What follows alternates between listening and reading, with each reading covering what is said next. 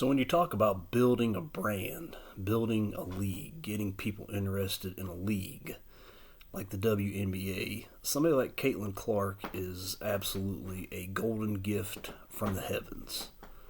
And even with that, people still want to knock her. People who stand to gain a lot by her popularity want to knock her because it's not them. They want it to be their way.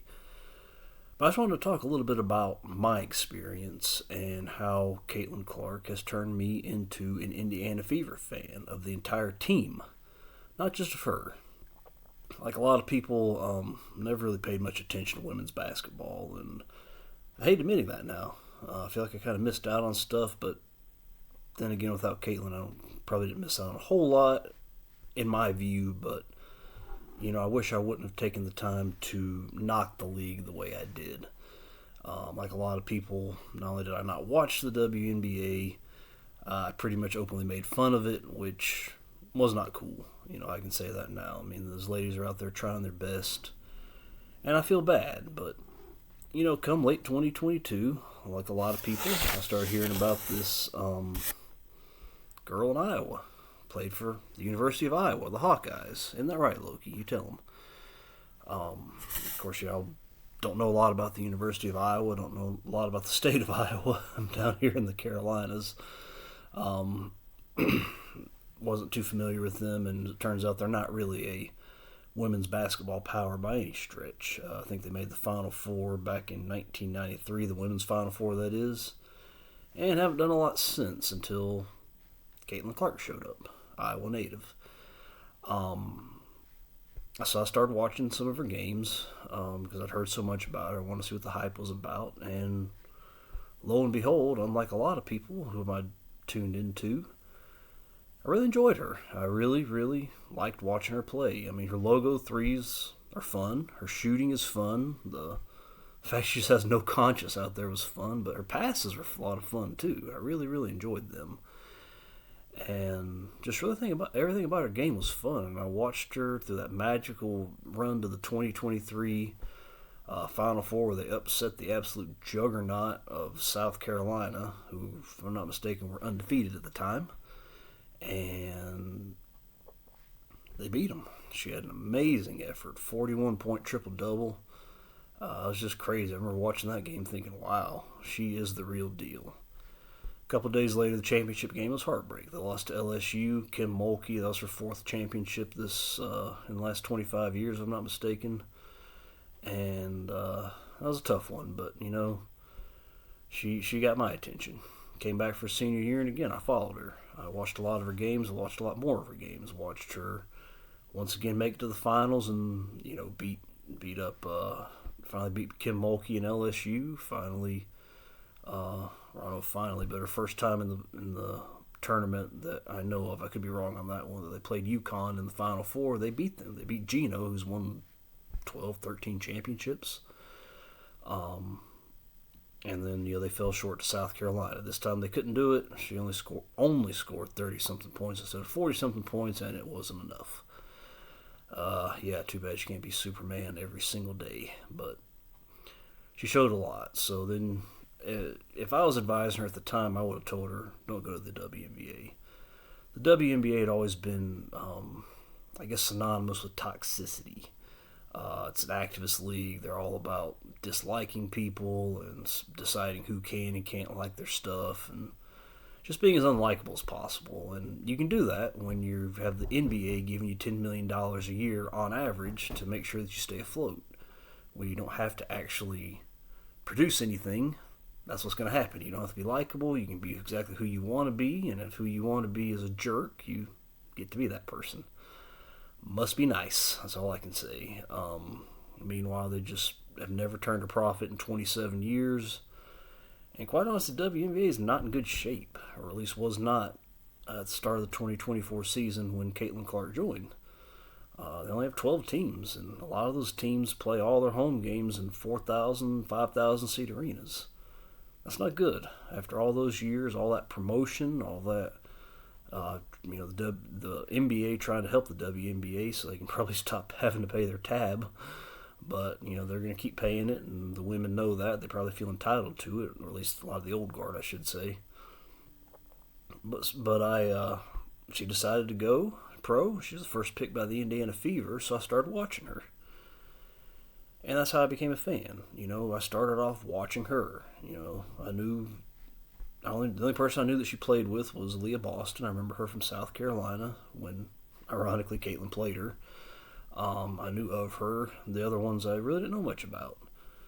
But in watching them, I began to develop an attachment to them. And that's how it works. You get one person, you tune in, you see this one person, but you want to see them succeed. And especially for somebody like Caitlin, who's very, very much about team success. She doesn't care about individual stats or anything like that. She just wants to win. You can tell those 2 losses in the NCAA championship final games, you could tell they tore her soul out. I felt bad for her. And so I wanted them to do well. And with that, I really began building emotional attachments to the other players on the team. I really wanted to watch them develop and succeed as well. Start off with Leah Boston. Seemed like she was the first one that Caitlin really developed good chemistry with. They really were able to play off of each other, and you could see the success starting to come in. And then, of course, Erica Wheeler. I mean, what can you say about her? She has absolutely been on fire. She'd been doing good, and then after the Olympic break, she just absolutely shot the lights out of the gym. I kept expecting the games to go dark any second now because the lights going out in the arena. She is amazing. And watching her and Caitlin has been a lot of fun, and watching her and Aaliyah have been fun. And then, of course, Lexi Hull. I mean, what can you say about her? I know a lot about her from watching her prior to the Olympic break. It's pretty funny. I came across a TikTok that she made, I guess, in the Olympic break. Her and a bunch of her teammates, I think including Caitlin, went to Mexico, and she was doing a TikTok showing their the outfits they're going to take. I didn't stay to watch that, but she started off by introducing herself. She said, "Hi, I'm Lexi Hull. I'm a player in the WNBA." I wanted to be like, yeah, Lexi, we know. You're number 10 for the Fever. We see you. It's 2024. You don't have to tell us you play for the WNBA. We know. And, boy, I tell you, she's been a clutch-time, cold-blooded assassin. And it's been fun to watch.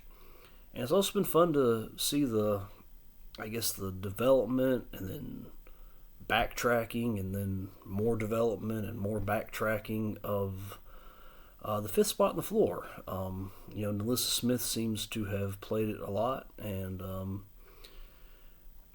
I believe in Nalissa Smith. I really believe that she has a lot of talent.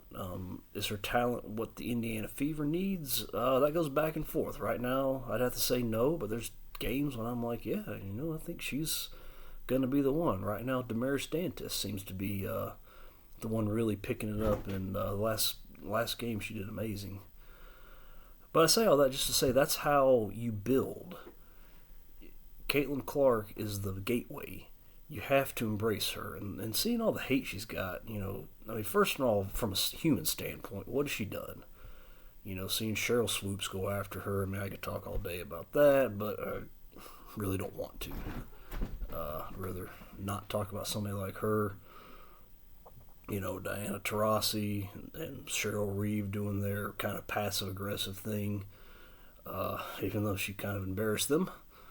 I know Minnesota's won the last 2, but the first time she definitely made her point known about being snubbed from the Olympic team, which was a mistake. Even if at the time she wasn't one of the 12 or 15, whatever the roster is, best in the world, do you want to grow your game or not? The 1992 Dream Team had Magic Johnson and Larry Bird. Although they were legends, they were not at their best. Magic Johnson had been out of the game for a year because of HIV. Larry Bird had about everything physically go wrong that could possibly go wrong since the end of the 88 season. He was a shell of himself, and he retired soon afterwards. But to grow the NBA internationally, globally, they needed them, and they put them on there. They left Isaiah off because Isaiah's, in my opinion, the best point guard ever, not named Magic. But they needed the stain of the bad boy Pistons to kind of get off the league and not really promote that. So they kept him off. So that's why I'll always say Team USA should have absolutely put Caitlin Clark on the team. They needed her to help grow the sport, to help grow the sport internationally, globally. They need all the help they can get. They're going to be okay, because with Caitlin Clark, they have gotten a better media deal, a better media rights deal, and I think they're on the road to eventually being able to stand on their own 2 feet and not have to worry about the handouts from the NBA. But Caitlin Clark is the answer to that, because through her, people are going to tune in, see how she's doing, and get to fall in love with the rest of the league, seeing some of the teams she's played. Now has piqued my interest in getting to know more about them. They just played Atlanta. Ryan Howard is amazing. I'd like to watch her play some more. Alicia Gray was crazy. And, of course, Tina Charles, legend, veteran. Seeing that she can still do it. That's a good team. That's the thing about having 12 teams in the league. Every team's going to have a lot of really good players on them. The games against Dallas, they lost to Dallas once and then barely beat them the second time they played in Dallas, because Enrique just absolutely lit them up, as well as some other people on that team. And very much looking forward to seeing them and what they can do, and just seeing the league going forward. I know they're getting ready to expand, and that will dilute some of the talent on one team, which will be both a good thing. You'll get to see some players blossom, which I'm looking forward to seeing who blossoms and who doesn't. But also, it's going to help teams that have that one star, Indiana. And especially if they can keep Aaliyah and KELSEY MITCHELL alongside Caitlin, and hopefully Lexi Hull as well. I really think the 4 of them can really be the core, a fairly young core of a team that can be together for a while. I know Kelsey's been there for about 6 years now, but I think she's got a lot of good years of basketball ahead of her. And again, this is stuff I never would have dreamed I'd be talking about with the WNBA, and that's what I have to realize, and is that a lot of people, and they probably don't want an older white guy like me watching them, but here I am, watching them, tuning in, put money in their pockets, and that's how it's going to happen. That's how the league is going to grow and expand and exist on its own, and not just a subsidiary of the NBA in the future. You just have to embrace her, and you have to promote her and say, tune in for Caitlin Clark, and hey, maybe you'll like who you see. Give it a chance. That's me. I gave it a chance. I gave it a fair chance, I feel, and now, it's the Indiana Fever must-see TV. I want to watch them, and not just Caitlin. I want to see the whole team and how they play together. And that's how that works, She's really been a godsend to the WNBA. I think her name's Cindy Brunson, saying the WNBA didn't need saving up. Yeah, it did. Unless, of course, you're happy and content just hanging out, living off of the $10 million a year from the NBA.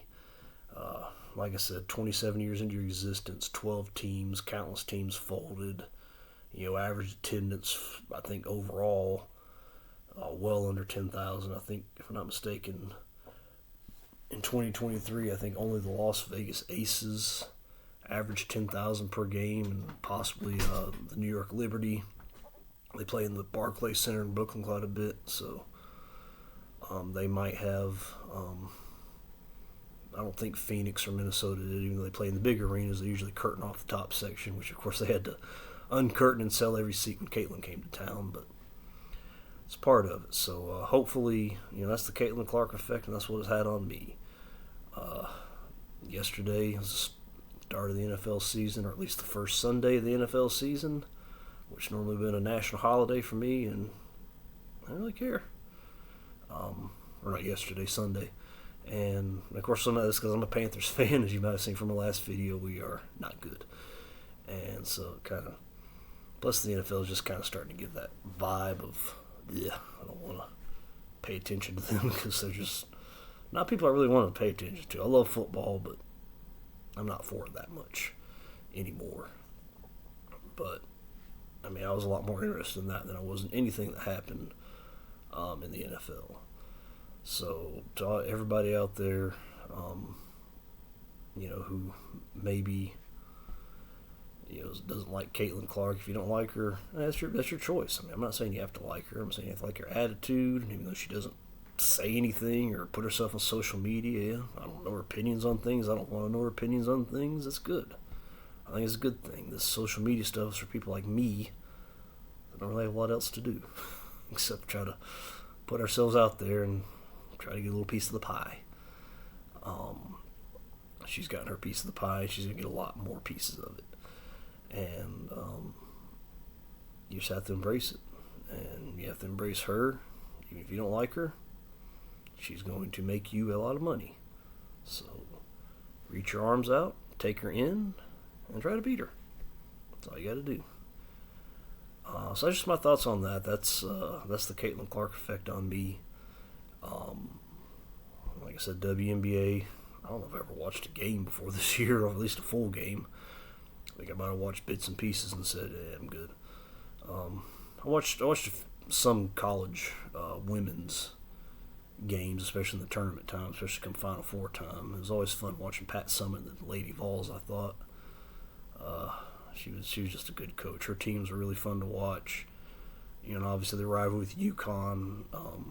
Gino, I know he's talked a lot of crap, and I know that kind of made a jerk out of himself at the start of the season, saying that it was such a disrespect that they were going to mention Caitlin as possible MVP. Well, guess what? Now she needs to be talked about alongside Asia and Nafesia Collier. I can't butcher her name, but I think we're seeing the truth now. So like I said, embrace it. I love the Fever. I've never been in the state of Indiana in my life, but I love them. I really do. I enjoy watching them. Just watching them come together every week, watching them have their young team struggles, step backs, and all of that. Watching my cats go crazy in here.